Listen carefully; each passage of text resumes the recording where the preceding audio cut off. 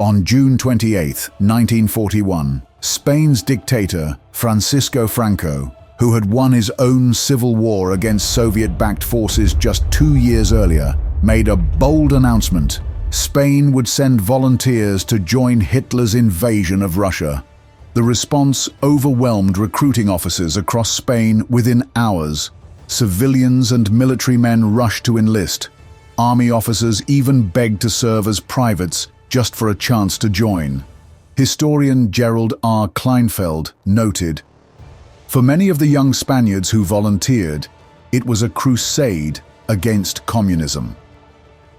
Now, facing their old enemy in the frozen wastelands of Russia, the Blue Division pushed through bone-shattering temperatures of -56 degrees Celsius at Lake Ilmen, where 543 German soldiers lay trapped behind Soviet lines. The force the Germans had dismissed as undisciplined and useless had become their only hope of survival. Spain's foreign minister, Ramon Serrano Suñer, Franco's brother-in-law and leader of the fascist Falange Party, pushed for Spain to join Hitler's war. He envisioned Spain aligning with Germany to crush communism and seize Gibraltar from Britain. Franco, however, understood the risks. Though he shared their hatred of communism, his nation was still recovering from civil war. His carefully crafted response to Hitler at Hendaye in October 1940 revealed his strategy. When Hitler demanded Spain join the Axis, Franco countered with impossible conditions: massive economic aid and sweeping territorial gains in North Africa. The 9-hour meeting frustrated Hitler so much that he later remarked, "Rather have 3 or 4 teeth pulled than negotiate with Franco again." Yet Franco knew he couldn't outright defy the Führer. The pro-Nazi faction in his government was restless, and Hitler's shadow loomed large over Europe. 1941. Franco offered a dangerous compromise: the Division Azul, the Blue Division. Over 47,000 Spanish volunteers marched east to fight the Soviets. Franco wanted to appease the Axis while keeping Spain's feet out of the fire. This compromise let Franco show loyalty to Hitler while keeping Spain out of a war it couldn't afford to fight or lose. The response to Franco's announcement was electric. Recruiting offices were overwhelmed within hours, swarming with young men eager to fight the communists. Entire cadet corps from Spain's military academies, Spain's equivalent of West Point, stepped forward in massive numbers. At the University of Madrid, 3,000 students abandoned their studies for the battlefield. The triumphant rallying cry of the volunteers, "We pay the Russians a return visit." Their uniforms symbolize Spain's fractured but fervent past. The blue shirts of the Phalangists, the red berets of the Carlists, the khaki trousers of the Foreign Legion, and the black boots of the Guripas. On July 4, 1941, weeks after Hitler launched his invasion of the USSR, the Blue Division officially took shape. Its ranks swelled to 18,000 officers and soldiers, a mix of regular army professionals and fanatical Phalangist militia. Over the course of the war, this number would climb to 40,000.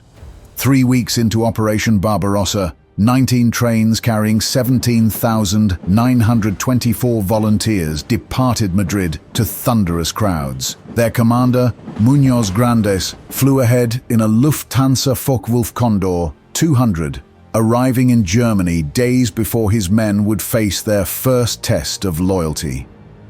Once in Germany, the men of the Blue Division were made to swear an oath of allegiance to Hitler.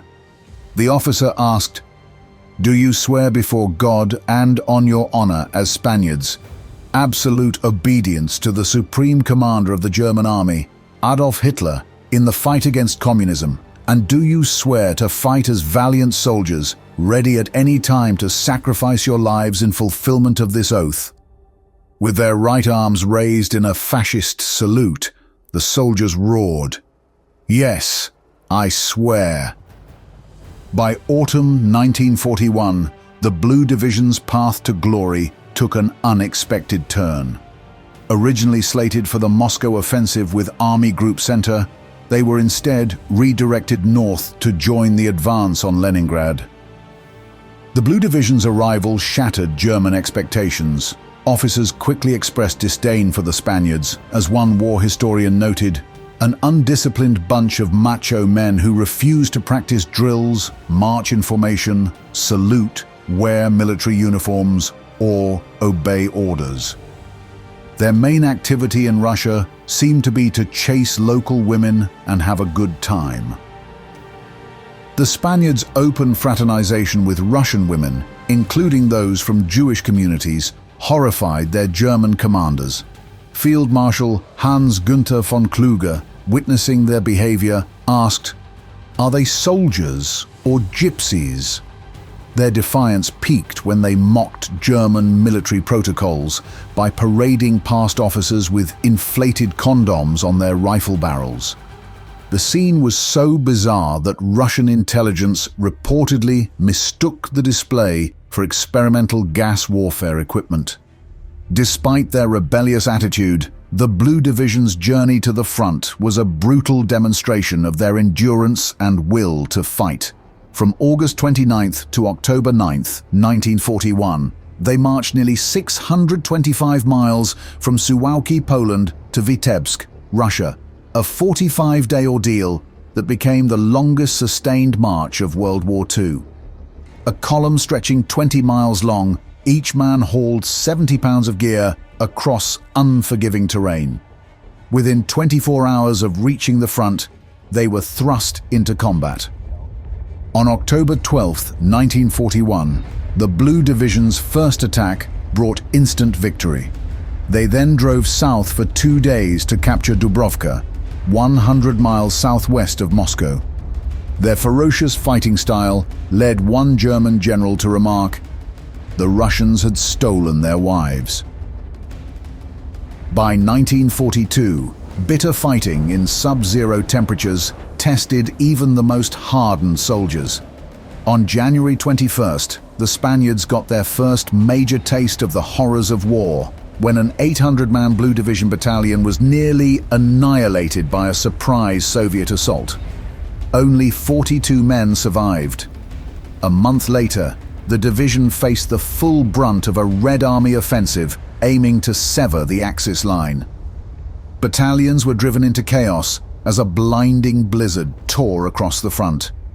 Salvation came only at the last moment with a desperate counterattack by German, Walloon, and Latvian reinforcements, barely holding the line.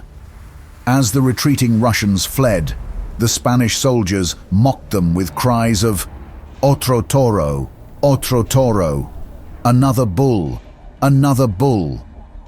Soon, the Spaniards earned the respect of their German allies and the dread of their Soviet foes. In February 1943, the Blue Division faced its greatest challenge, rescuing 543 Germans trapped south of Lake Ilmen. The division's ski company pushed through temperatures of -56 degrees Celsius, navigating deep snow and treacherous ice while battling Soviet ski troops and tanks. Of the 206 Spaniards who set out, only 12 survived unharmed, a 95% casualty rate to save their former critics. In August 1942, the Blue Legion was redeployed to the southeastern flank of the Leningrad siege, holding ground near the Neva and Izhora rivers.